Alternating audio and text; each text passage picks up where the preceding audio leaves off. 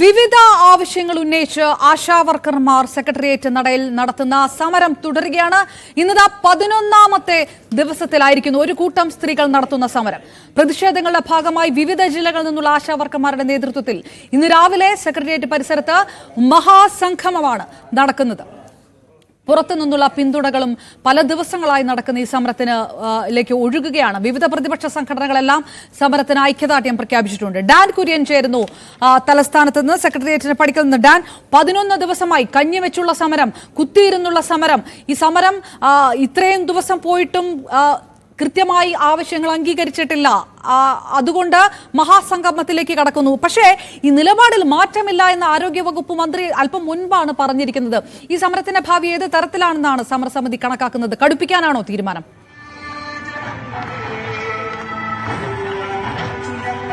അവരുടെ നിലപാടിൽ മാറ്റമില്ല എന്നല്ല ആരോഗ്യമന്ത്രി പറയുന്നത്. അവർ പറയുന്നത് കേന്ദ്രത്തിന്റെ ഭാഗത്തു നിന്നുകൂടി ഒരു ഇടപെടൽ അനിവാര്യമായ ഒരു സാഹചര്യമുണ്ട്. അതിനവർ തയ്യാറാകുന്നില്ല.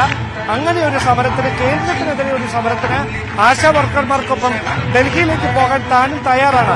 ആ കാര്യമാണ് അല്പസമയം മുമ്പ് മാധ്യമങ്ങളോട് പ്രതികരിച്ചത്. അവിടെ അവർ എടുത്തു പറഞ്ഞ ഒരു കാര്യം, ഈ സമരസമിതിയുമായി 2 തവണ ആരോഗ്യമന്ത്രി എന്ന നിലയിൽ താൻ ചർച്ച നടത്തിയിരുന്നു. പക്ഷേ മുമ്പോട്ട് വെച്ച ആവശ്യങ്ങൾ പൂർണ്ണമായി അംഗീകരിക്കാൻ കഴിയാത്ത ഒരു സാഹചര്യമുണ്ട്. അതുകൊണ്ടാണ് അന്ന് ആവശ്യത്തിൽ, അതായത് നിലവിൽ ഓണറേറിയത്തിന് അനുവദിച്ചിരിക്കുന്ന തുക 3 ഇരട്ടിയായി പ്രഖ്യാപിക്കണം എന്ന ആവശ്യമടക്കം നടപ്പിലാക്കുന്നതിൽ പ്രായോഗികമായ ചില തടസ്സങ്ങളുണ്ട്. അതുകൊണ്ട് അങ്ങനെ ഒരു തീരുമാനത്തിലേക്ക് കടക്കാൻ കഴിയില്ല. ആ ഒരു പശ്ചാത്തലത്തിലാണ് വീണ്ടും ചർച്ചകൾ വേണമെന്ന ആവശ്യം മുമ്പോട്ട് വെക്കുന്നതെന്നാണ് ആരോഗ്യമന്ത്രി പറയുന്നത്. എന്തായാലും ആരോഗ്യമന്ത്രിയുടെ പ്രതികരണത്തോട് സമരസമിതിക്ക് നേതൃത്വം നൽകുന്ന Kerala ASHA health workers association പ്രതിനിധി മിനിക്ക് എന്താണ് പറയാനുള്ളത് നമുക്ക് ചോദിക്കാം. വലിയൊരു പ്രതിഷേധം കഴിഞ്ഞ 10 ദിവസമായി നടന്നുകൊണ്ടിരിക്കുകയാണ്. അല്പസമയം മുമ്പാണ് ആരോഗ്യമന്ത്രി മാധ്യമങ്ങളെ കണ്ടത്. അവർ പറയുന്നത് കേന്ദ്രത്തിന്റെ ഭാഗത്തുനിന്നൊരു വലിയ അവഗണനയുണ്ട്, അതുകൊണ്ടാണ് ഇങ്ങനെ ഒരു പ്രതിസന്ധി ഉണ്ടായതെന്നാണ്. അത് നിങ്ങൾ മുഖവിലേക്ക് എടുക്കുന്നുണ്ട്. ആ അവഗണനയ്ക്കെതിരെ ആരോഗ്യമന്ത്രിയോടൊപ്പം തന്നെ ഞങ്ങൾ ഡൽഹിക്ക് പോകാൻ തയ്യാറാണ്. പക്ഷേ ഞങ്ങൾ ഉന്നയിച്ചിരിക്കുന്ന അടിയന്തര പ്രാധാന്യം എന്ന് പറയുന്നത് ഓണറേറിയം വർദ്ധിപ്പിക്കുക, ഈ വിരമിക്കൽ പ്രായം പിൻവലിച്ചുകൊണ്ട് ആനുകൂല്യം പ്രഖ്യാപിക്കുക, 5 ലക്ഷം രൂപ ഏറ്റവും ചുരുങ്ങിയത്. അത് മറന്നുകൊണ്ട് കേന്ദ്രത്തെ പറയുന്നത് ഈ സമരത്തെ വഴിതിരിച്ചുവിടാനുമാണ്. അത് ഒരു ന്യായീകരണവുമല്ല. അത് നമുക്ക് പോകാം, രണ്ടാമത് പോകാം. ഞങ്ങളുണ്ട്. ഈ കേരളത്തിലെ മുഴുവൻ ആശാവർക്കർമാരുമായി ഞങ്ങൾ വരാം. പക്ഷേ ഇവിടെ ഈ ഓണറേറിയം വർദ്ധിപ്പിക്കാതിരിക്കുന്ന ന്യായീകരണമായിട്ട് അതിനെ പറഞ്ഞ് കണ്ണിൽ പൊടിയിടാൻ നോക്കേണ്ട കാര്യമില്ല. ഇത് നേടിക്കൊണ്ട് മാത്രമേ പറ്റുള്ളൂ.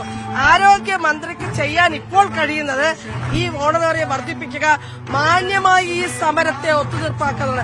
അതാദ്യം ചെയ്യട്ടെ. അല്ല, ഇതിന്റെ ഉപാധികൾ മുഴുവൻ കഴിഞ്ഞ ദിവസം പിൻവലിച്ചിരുന്നല്ലോ. ഉപാധി എന്ന് പറയുന്നത് ഇവരൊക്കെ തന്നെ കൊണ്ടുവന്ന ഉപാധിയാണ്. 2000 രൂപ 4000 രൂപയാക്കി വർദ്ധിപ്പിക്കുമ്പോൾ ആ 2000 രൂപ 4000 രൂപയായി കൂടാതിരിക്കാൻ വേണ്ടി കൊണ്ടുവന്നതാണ് ഉപാധി. ഇവർ തന്നെ കൊണ്ടുവന്ന ഉപാധിയാണ് ഇന്ന് ഈ സമരം കാരണം പിൻവലിക്കേണ്ടി വന്നിരിക്കുന്നത്. അത് മറ്റാരും കൊണ്ടുവന്നില്ല. അത് കേന്ദ്ര സർക്കാരിന്റെ ഉപാധിയല്ല, സംസ്ഥാന സർക്കാർ അടിച്ചേൽപ്പിച്ച ഉപാധി ഇന്ന് ഈ ജനകീയ പ്രക്ഷോഭം കാരണം അവരെ കൊണ്ട് തന്നെ പിൻവലിപ്പിക്കാൻ പറ്റിയിരിക്കുന്നു എന്നുള്ള കാര്യമാണ്. അല്ല, അങ്ങനെയാണ്. ഇത് എങ്ങനെയായിരിക്കും തുടരുന്നത്? എങ്ങനെയായിരിക്കും ഈ സമരത്തിന്റെ തുടർച്ച? എങ്ങനെയാണ് സമരം തുടരും? കാരണം ഞങ്ങൾക്ക് ഡിമാൻഡ് നേടിയിട്ട് തിരിച്ചു പോകാൻ കഴിയുള്ളൂ. നിങ്ങൾ നോക്കൂ, ആയിരങ്ങൾ അണിനിരന്നിട്ട് പറയുന്നു വീട്ടിലേക്കില്ലെന്ന്. ഇത് വാങ്ങിയിട്ടല്ലാതെ പോകാൻ പറ്റില്ല. അല്ല, ഇനിയും ചർച്ചയ്ക്ക് തയ്യാറാണ്. വാതിലുകൾ തുറന്നിട്ടിരിക്കുന്നെന്ന് ആരോഗ്യമന്ത്രി പറയുന്നത്. അങ്ങനെ ചർച്ചയ്ക്ക് പോകുമോ? നമുക്ക് വാതിൽ തുറന്നിട്ടിരിക്കുന്നു പറഞ്ഞാൽ പോരാ, ആ വാതിലേക്ക് വരാൻ ഞങ്ങളോട് ആവശ്യപ്പെടണം. ഞങ്ങൾക്കല്ലാതെ കയറി ചെല്ലാൻ പറ്റില്ല. ഏത് നിമിഷവും ആ വാതിലേക്ക് പോകാൻ ഞങ്ങൾ തയ്യാറാണ്. ഞങ്ങൾ ഏത് ചർച്ചയ്ക്കും തയ്യാറാണ്. പക്ഷേ തീരുമാനമെന്ന് പറയുന്നത് ഞങ്ങൾ ഈ ഉന്നയിച്ചിരിക്കുന്ന ഡിമാൻഡുകൾ നേടാതെ ഞങ്ങൾക്ക് തിരിച്ചു പോകാൻ പറ്റില്ല. അത് പൂർണ്ണമായി അംഗീകരിക്കാത്ത സമരം അവസാനിപ്പിക്കില്ലെന്ന് പറ്റില്ല. കാരണം എല്ലാ ആശമാരും ഇവിടെ വന്നുകൊണ്ടിരിക്കുകയാണ്. പറ്റില്ല, തിരിച്ചു പോകാൻ പറ്റില്ല. ഇന്നലെ എങ്ങനെയാണ് ശമ്പളം വർദ്ധിപ്പിച്ചത്? PSC മെമ്പർമാർക്കും ചെയർമാനും എങ്ങനെയാണ് ശമ്പളം വർദ്ധിപ്പിച്ചത്? അപ്പൊ പണമുണ്ട്. ആശാവർക്കർമാർക്ക് തന്നെ പണമില്ലെന്ന് മാത്രമേ ഉള്ളൂ. അത് നടക്കില്ല. ഇവിടെ പണമില്ലെങ്കിൽ ഈ കേരളത്തിൽ ആദ്യം മന്ത്രി വാങ്ങണ്ട. എന്തിനാണ് പൊതുപ്രവർത്തകർ എന്ന് പറയുന്നവർക്ക് ഇത്രയും വലിയ ശമ്പളവും ആനുകൂല്യങ്ങളും? ജനങ്ങളുടെ നികുതി പണത്തിനല്ലേ അവർ ജീവിക്കുന്നത്?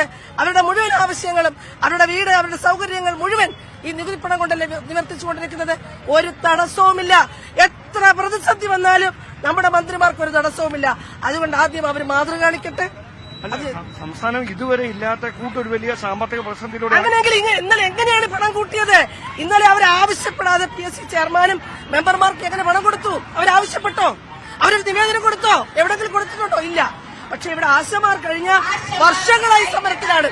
10 ദിവസമായി തെരുവിൽ കിടക്കുകയാണ്, കൊടുക്കുന്നില്ല. അപ്പൊ ഈ 2 വള്ളത്തിൽ കാലിയാക്കണ്ട. അത് നടക്കില്ല. അപ്പോൾ അതാണ് നിലപാട്. അത് പറഞ്ഞുകൊണ്ടാണ് ഈ സമരം തുടരാനുള്ള തീരുമാനം. സംസ്ഥാനത്തിന്റെ വിവിധ ഭാഗങ്ങളിൽ നിന്നുള്ള ആശാ വർക്കർമാരാണ് ഇന്ന് മഹാസംഗമത്തിൽ പങ്കെടുക്കുന്നതിന് വേണ്ടി തലസ്ഥാനത്തെ സെക്രട്ടേറിയറ്റ് നടയിൽ ഈ പൊരിയുന്ന വെയിലിനെ അവഗണിച്ചുകൊണ്ട് ഇവിടേക്ക് എത്തിക്കൊണ്ടിരിക്കുന്നത്. അതായത് കഴിഞ്ഞ ഏതാനും ദിവസങ്ങളായി സമരക്കാരുമായി ചർച്ച നടത്തി പ്രശ്നങ്ങൾ പരിഹരിക്കാനുള്ള നീക്കങ്ങൾ സർക്കാരിന്റെ ഭാഗത്തുനിന്ന് നടന്നിരുന്നെങ്കിലും ന്യായമായ ആവശ്യങ്ങൾ അംഗീകരിച്ച് തരാതെ സമരത്തിൽ നിന്ന് പിൻവാങ്ങുകയില്ല എന്ന നിലപാടിൽ അവർ ഉറച്ചു നിൽക്കുകയാണ്. ഈ ഒരു പശ്ചാത്തലത്തിലാണ് ഈ ഓണറേറിയത്തിന് ഉപാധികൾ പിൻവലിക്കുന്ന നടപടികളിലേക്ക് കടക്കേണ്ടത് സർക്കാരിനെ സംബന്ധിച്ച് അനിവാര്യതയായി മാറിയത്. അതോടൊപ്പം 5 ലക്ഷം രൂപ വിരമിക്കൽ ആനുകൂല്യമായി പ്രഖ്യാപിക്കുക എന്ന ആവശ്യം ഉൾപ്പെടെ മുമ്പോട്ട് വെച്ചിട്ടുണ്ട് ആശാ വർക്കർമാർ. പക്ഷേ ആ കാര്യമടക്കം പ്രായോഗികമായി നടപ്പിലാക്കുന്നതിന് ചില തടസ്സങ്ങളുണ്ട് എന്നാണ് ആരോഗ്യമന്ത്രിയും ആരോഗ്യമന്ത്രിയുടെ ഓഫീസും വ്യക്തമാക്കുന്നത്. ഈ ഒരു പശ്ചാത്തലത്തിൽ എങ്ങനെയായിരിക്കും വരും ദിവസങ്ങളിൽ ഈ പ്രതിഷേധം മുമ്പോട്ട് പോകുക എന്നതാണ് ഇനി കാത്തിരുന്ന് കാണാനുള്ളത്. അവർ ഡാന് ഇപ്പോ പറഞ്ഞ പോലെ തന്നെ സംസ്ഥാന സർക്കാർ കാര്യങ്ങൾ ഇടപെടുന്നു, അതിൽ തുറന്നിടുകയാണ് എന്നൊക്കെ ആരോഗ്യമന്ത്രി പറയുമ്പോഴും ഈ ഉപാധികൾ വെച്ചുകൊണ്ടാണോ ഈ സഹായം നൽകേണ്ടെന്നൊരു ചോദ്യം ആശാ വർക്കർമാരുടെ ഭാഗത്തുനിന്ന് വരുന്നു. കേന്ദ്രത്തിനെ കുറ്റപ്പെടുത്തിക്കൊണ്ടാണ് സംസ്ഥാനം എടുക്കുന്ന നിലപാട്. ഇതിൽ സംസ്ഥാന സർക്കാരിനെതിരെ മാത്രമാണോ ഈ പ്രതിഷേധം? ഈ രാഷ്ട്രീയമുണ്ട് ഈ വിഷയത്തിനകത്ത് എന്ന് ഭരണപക്ഷം ആരോപിക്കുന്നത് ഈ ഒറ്റ കാര്യത്തിലാണ്. അതിനെ എന്തുതരം മറുപടിയാണ് സമരസമിതി പറയുന്നത്? അത് നമുക്ക് അവരോട് തന്നെ ചോദിക്കുന്നതായിരിക്കും ഉചിതം. അങ്ങനെ ഒരു രാഷ്ട്രീയമായ ഒരു ഇടപെടൽ ഈ കാര്യത്തിൽ നടക്കുന്നുണ്ടോ എന്ന കാര്യത്തിൽ ഉത്തരം പറയേണ്ടത് ഈ സമരത്തിന് നേതൃത്വം നൽകുന്ന സമരസമിതിയുടെ ഭാരവാഹികൾ തന്നെയാണ്. പക്ഷേ വലിയ ആക്ഷേപം അങ്ങനെ ഇവിടേക്ക് മറ്റ് പ്രതിപക്ഷ സംഘടനകളടക്കം പിന്തുണയുമായി ഐക്യദാർഢ്യവുമായി വരുന്ന ഒരു പശ്ചാത്തലത്തിൽ ഇവിടെ ഇതിനെ രാഷ്ട്രീയവൽക്കരിക്കാനുള്ളൊരു നീക്കമാണ് നടത്തുന്നത് എന്ന ഒരു വലിയ ആക്ഷേപം കൂടി ഉയരുന്നുണ്ട്. അതിനോട് ഏത് തരത്തിലായിരിക്കും സമരസമിതി പ്രതികരിക്കുക എന്നതാണ് അറിയാനുള്ളത്. ഈ സർക്കാരുമായി ബന്ധപ്പെട്ട് ഇതിൽ രാഷ്ട്രീയമുണ്ട്, രാഷ്ട്രീയമായി സർക്കാരിനെ പ്രതിരോധത്തിലാക്കാനുള്ള ഒരു നീക്കം നടക്കുന്നു എന്നൊരു ആക്ഷേപം കൂടിയിരിക്കുകയാണ്. അതിനോട് എങ്ങനെയാണ് നിങ്ങൾക്ക് പ്രതികരിക്കാനുള്ളത്? ഈ സമരം തുടങ്ങിയ ദിവസം മുതൽ, നമ്മൾ പ്രഖ്യാപിച്ച ദിവസം മുതൽ ഇങ്ങനെയുള്ള കുറെ കുതന്ത്രങ്ങളും കള്ളപ്രചരണങ്ങളും നടത്തിക്കൊണ്ടിരിക്കുക. ഇവിടെ വന്നിരിക്കുന്നവർക്ക് ഒരൊറ്റ രാഷ്ട്രീയമേ ഉള്ളൂ, അത് അധ്വാനിക്കുന്നവന്റെ രാഷ്ട്രീയമാണ്, പണിയെടുക്കുന്നവന്റെ രാഷ്ട്രീയമാണ്, വിശപ്പിന്റെ രാഷ്ട്രീയമാണ്. ഇവിടെ കക്ഷി രാഷ്ട്രീയം ഒരു വിലകതടിയല്ല. ഇവിടെ ഈ പ്രചരിപ്പിക്കുന്ന ആളുകൾ ഇവിടെ വന്നിട്ട് ഇവിടെ വന്നിരിക്കുന്ന ഈ ആയിരക്കണക്കിന് ആശമാരോട് ചോദിക്കണം അവരുടെ രാഷ്ട്രീയം എന്താണെന്ന്, ഇതിന്റെ ഈ സംഘടനയുടെ രാഷ്ട്രീയം എന്താണെന്ന്. നമുക്ക് സങ്കുചിതമായ രാഷ്ട്രീയം വെച്ചുകൊണ്ട് ഒന്നും നേടാനില്ല. നമുക്ക് നേടാനുള്ളത് ആശമാരുടെ അവകാശങ്ങളാണ്. കേരളത്തിലെ നമ്മുടെ സംഘടനയിലുള്ളവരാണെങ്കിലും അല്ലാത്തവരാണെങ്കിലും നമ്മൾ ഈ ഉയർത്തുന്ന ഡിമാൻഡുകൾ കേരളത്തിലെ മുഴുവൻ ആശാവർക്കർമാർക്കും വേണ്ടിയിട്ടുള്ള ഡിമാൻഡുകളാണ്. അപ്പോൾ കക്ഷി രാഷ്ട്രീയവും സങ്കുചിതത്വം മറന്ന് എല്ലാവരും ഒന്നിച്ചു വരണമെന്നുള്ളതാണ് നമ്മുടെ സംഘടനയുടെ അഭിപ്രായം. സർക്കാരിനെ പ്രതിരോധത്തിലാക്കാൻ ബോധപൂർവമായ ഒരു നീക്കം നടക്കുന്നുണ്ട് എന്നതാണ് ഉയരുന്ന ഒരു വിമർശനങ്ങളിലൊന്ന്. ഇവിടെ പണിയെടുക്കുന്നവൻ അവൻ പണിയെടുത്തതിന് കൂലി ചോദിക്കുമ്പോൾ ആ കൂലി തികയില്ല, ഞങ്ങൾക്ക് ജീവിക്കാനുള്ള തുക തരണമെന്ന് പറയുന്നതിനകത്ത് എങ്ങനെയാണ് സർക്കാർ പ്രതിരോധത്തിലാണ്? അത് നമുക്ക് മനസ്സിലാകുന്നില്ല. പണിയെടുക്കുന്നവൻ കൂലി ചോദിക്കുന്ന, അല്ലാതെ അവന്റെ ജീവിതോപാധിക്ക് വേണ്ടി തികയുന്ന പണം തരണമെന്ന് പറയുമ്പോൾ അത് അംഗീകരിച്ചു കൊടുക്കുമല്ലേ സർക്കാർ ചെയ്യേണ്ടത്? എന്തിനാണ് പ്രതിരോധത്തിലാകുന്നത്? ഇത് ഇന്നലെ തുടങ്ങിയ സമരമല്ലോ, ഇന്ന് 11 ദിവസം കഴിഞ്ഞില്ലേ? ഈ സ്ത്രീകൾ ഈ പൊരി വെയിലത്തിരിക്കുന്നത് കാണാൻ കഴിയുന്നില്ല ഇവിടെ ഭരണാധികാരികൾക്ക്. ഇന്നലെ ആര് പറഞ്ഞിട്ടാണ് 2.5 ലക്ഷം രൂപ സാലറി വാങ്ങിക്കുന്ന PSC മെമ്പർമാർക്ക് 1 ലക്ഷത്തിലധികം രൂപ വർദ്ധിപ്പിച്ചു കൊടുത്തത്? 7,000 രൂപ മാസം വാങ്ങിക്കുന്നവരുടെ കാര്യമാണ് ഇവിടെ പറയുന്നത്. 10,000 രൂപ ദിവസം വാങ്ങിക്കുന്നവർക്കാണ് അവര് ഇന്നലെ വർദ്ധിപ്പിച്ചു കൊടുത്തില്ല. അവർ പറയുന്നത് ഇപ്പോൾ രാജ്യത്തുള്ളതിൽ ഏറ്റവും കൂടുതൽ ഓണറേറിയം ലഭിക്കുന്നത് കേരളത്തിലുള്ള ആശാവർക്കർമാർക്കാണ്. അവർ സ്വയം നാണം കെട്ടുകൊണ്ടിരിക്കുകയാണ്.